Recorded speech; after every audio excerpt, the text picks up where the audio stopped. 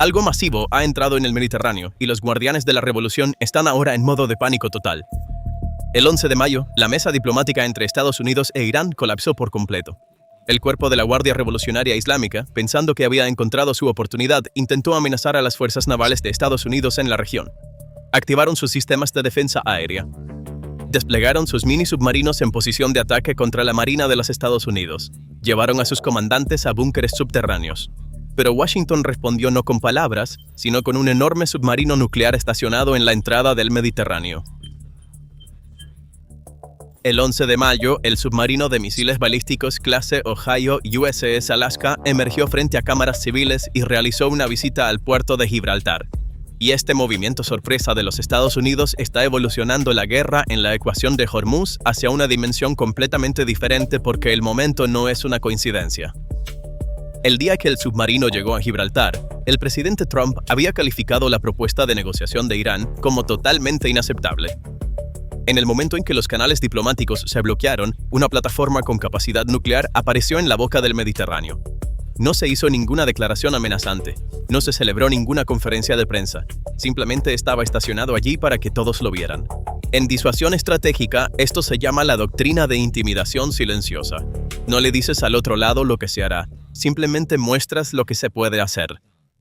Dejas el resto a su imaginación. Y esta táctica toca el punto más vulnerable de los guardianes de la revolución, la incertidumbre. Analizar el poder de fuego que lleva este submarino es de gran importancia para comprender la gravedad del asunto. La nave tiene la capacidad de llevar hasta 20 misiles nucleares Trident, formando la parte marítima de la tríada nuclear de Estados Unidos. Las visitas a puertos públicos por activos estratégicos de este calibre durante momentos en que la diplomacia está bloqueada son extremadamente raras. Una plataforma con capacidad nuclear posicionándose relativamente cerca de zonas de conflicto caliente indica que se ha dado un nuevo paso en la escalada. Parece que la administración de Washington planea alterar los cálculos en el terreno, proyectando la sombra de una ojiva nuclear no disparada en la mente de su adversario. Por supuesto, el submarino no es un mensaje por sí solo. Es simplemente el instrumento más pesado de una orquesta militar mucho más grande. La enorme sombra bajo las aguas fue el resultado directo de un gran colapso que resonó en la mesa de negociaciones. Actualmente, el 41% de todos los barcos de la Marina de los Estados Unidos desplegados activamente en todo el mundo están posicionados en y alrededor del Estrecho de Hormuz.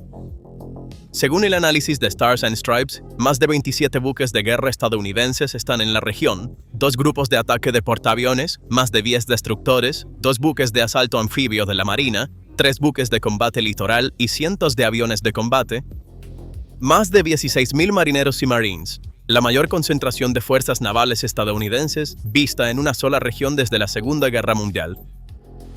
El USS Abraham Lincoln está llevando a cabo la operación Epic Fury en el mar Arábigo con F-35C en su cubierta. El USS George H.W. Bush está operando junto a él con 25 F-A-18 Super Hornets, 2 portaaviones en las mismas aguas simultáneamente por primera vez desde que comenzó el conflicto. Según la propia declaración de CENTCOM, las fuerzas han obligado hasta ahora a 61 buques comerciales a retroceder y han desactivado 4. Y ahora, además de esta fuerza masiva, se está añadiendo un submarino con armas nucleares a la entrada del Mediterráneo. El portaaviones francés Charles de Gaulle ha pasado por Suez y avanza por el Mar Rojo hacia el Golfo. Gran Bretaña está enviando un destructor. El martes, los ministros de defensa multinacionales discutirán planes para reabrir Hormuz. Se están construyendo puentes estratégicos uno por uno, y cada uno aprieta un poco más el círculo alrededor de Irán. Por supuesto, el cuerpo de la Guardia Revolucionaria Islámica está observando todo esto, y su respuesta puede decirlo todo. Lo que es particularmente sorprendente es esto: ninguna de estas fuerzas ha abierto fuego todavía.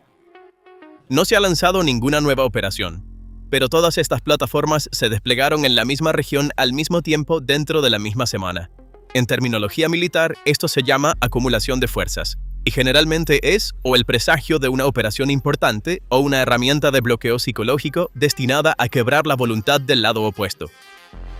Los guardianes de la revolución conocen ambas posibilidades y es precisamente por eso que están en pánico. En este punto, necesitamos mirar al otro lado del escenario porque la respuesta de Teherán a esta presión revela la anatomía de la desesperación. En respuesta a este mensaje nuclear asimétrico entregado por los Estados Unidos a través del Mediterráneo, Irán decidió activar su propio campo de juego estratégico, el Estrecho de Hormuz. El comandante de las fuerzas del ejército y la armada de Irán, el contraalmirante Shahram Irani, anunció que submarinos ligeros de producción nacional llamados Delfines del Golfo Pérsico han sido desplegados en estado de máxima alerta en el Estrecho de Hormuz. Declaró que estas plataformas están listas para disparar, pueden permanecer inmóviles en el fondo del mar durante periodos prolongados para monitorear embarcaciones enemigas y pueden entrar en combate si es necesario. En teoría, esta declaración puede parecer una amenaza formidable. Se cree que Irán podría poseer miles de estos submarinos, y esto podría infligir un daño serio a la Marina de los Estados Unidos.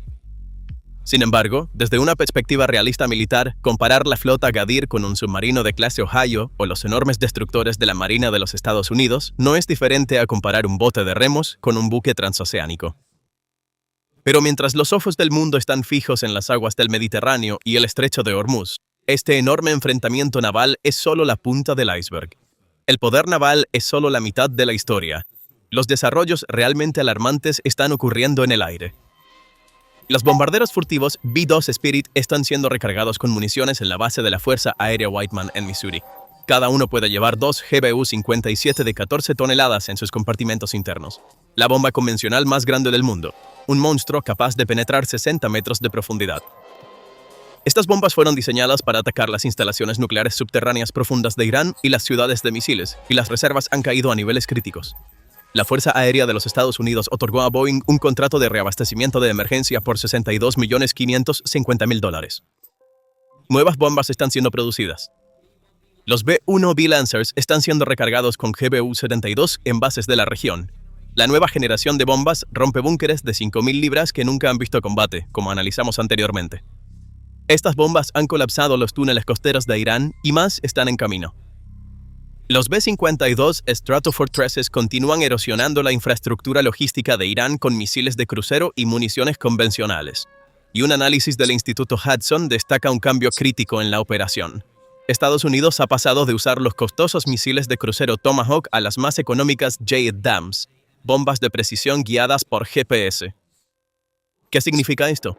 La defensa aérea de Irán se ha colapsado hasta tal punto que los aviones estadounidenses ya no necesitan lanzar misiles caros desde una distancia segura. Ahora pueden acercarse cómodamente y lanzar bombas baratas. Al comienzo de la guerra, un solo Tomahawk costaba $2 millones. Ahora, un JDAM, que cuesta solo unos pocos miles de dólares, hace el mismo trabajo. Esto aumenta dramáticamente la profundidad de municiones de Estados Unidos, lo que significa que puede sostener la guerra por mucho más tiempo. Los F-15E Strike Eagles en Muwafaq Salti, en Jordania, transferidos desde RAF Lakenheath en el Reino Unido, están siendo rearmados.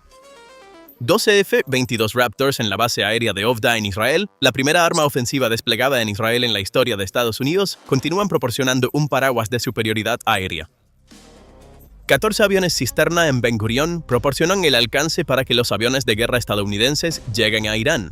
Y en Al Udeid, en Qatar, se han desplegado Eurofighter Typhoons de la RAF, una rara contribución aliada. La lógica de la segunda fase es muy clara. El objetivo ya no es atacar las armas existentes, sino destruir la capacidad de reproducirlas.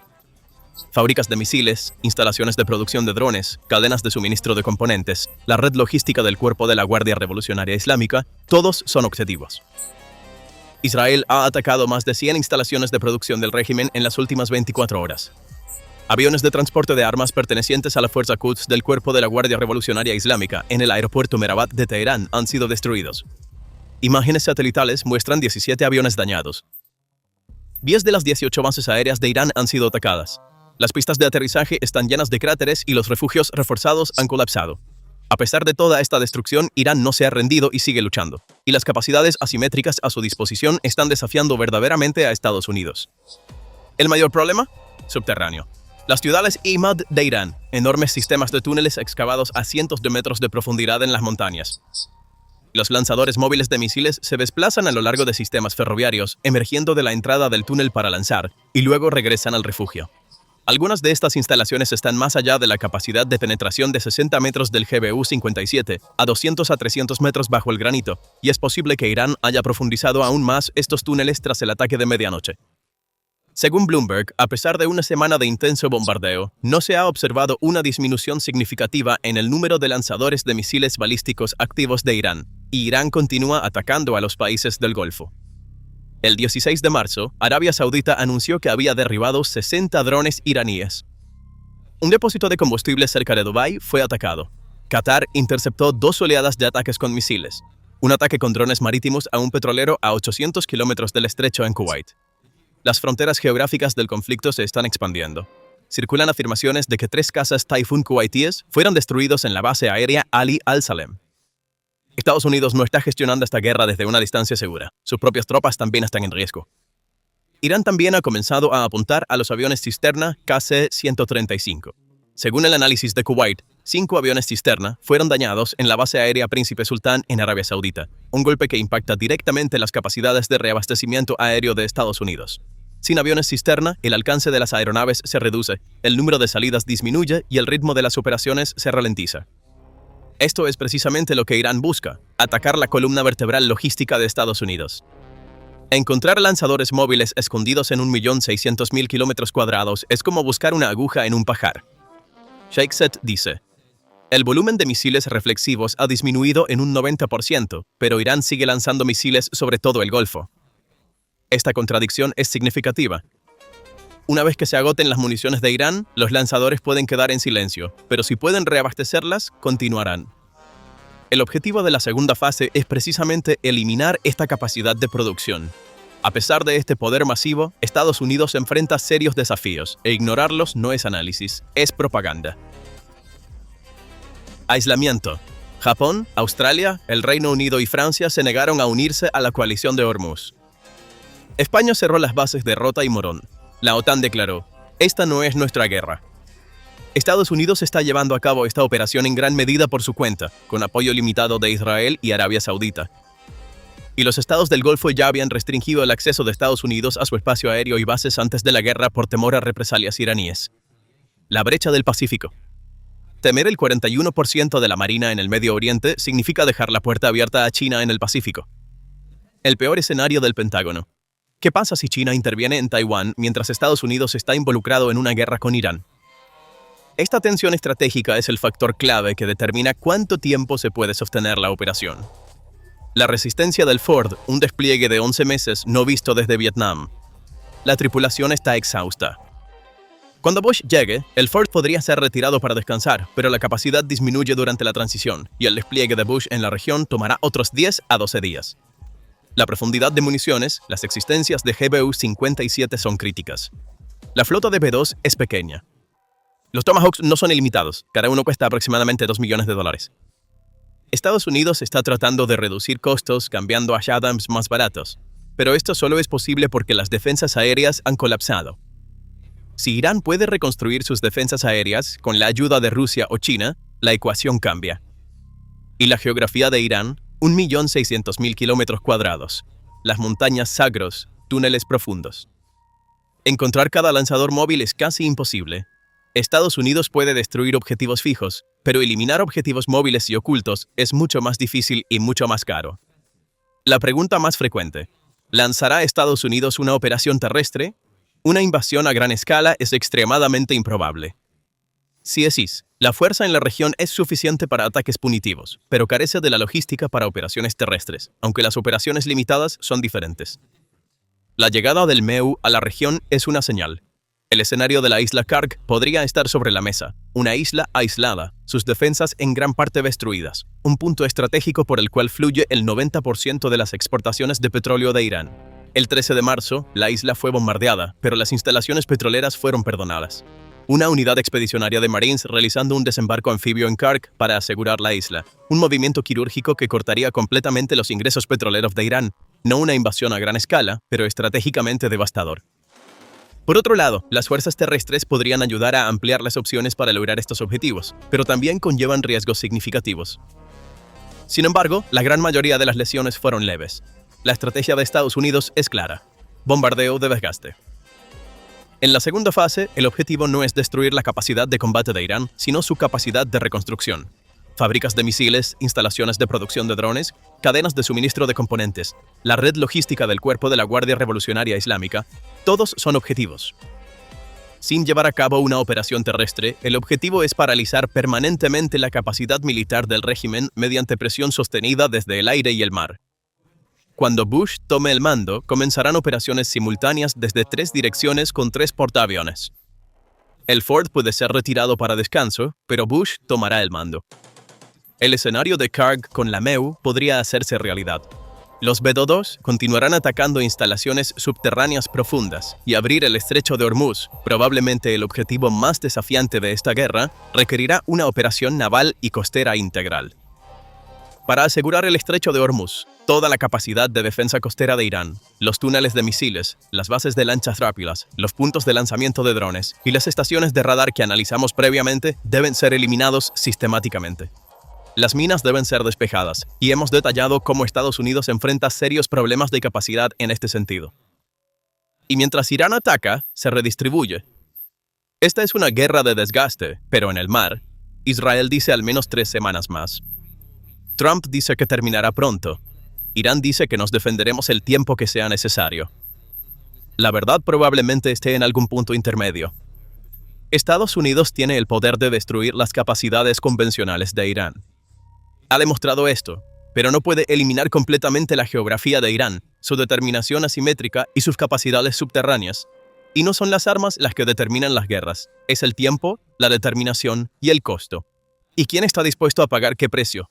Eso es lo que determinará el verdadero resultado de la guerra. Irak lo demostró. Afganistán lo demostró. Irán, esta es la arena donde esta lección se pondrá a prueba una vez más. ¿Cuáles son tus pensamientos sobre este asunto? Por favor, comparte tus pensamientos en los comentarios. Para mantenerte informado sobre los análisis exclusivos de PPR Global, suscríbete a nuestro canal y no olvides activar las notificaciones. Gracias por elegirnos. Hemos llegado al final de nuestro video, pero nuestro análisis no termina aquí. Si desea escuchar estos informes detallados de PPR Global, que cubren desarrollos globales con la facilidad de un podcast durante sus largos viajes en coche o descansos diarios, lo invitamos a visitar nuestro canal de Spotify. Siga nuestra cuenta de Spotify ahora a través del enlace en la sección de descripción y nunca se pierda lo que está sucediendo en el mundo, sin importar dónde se encuentre o cuáles sean las circunstancias.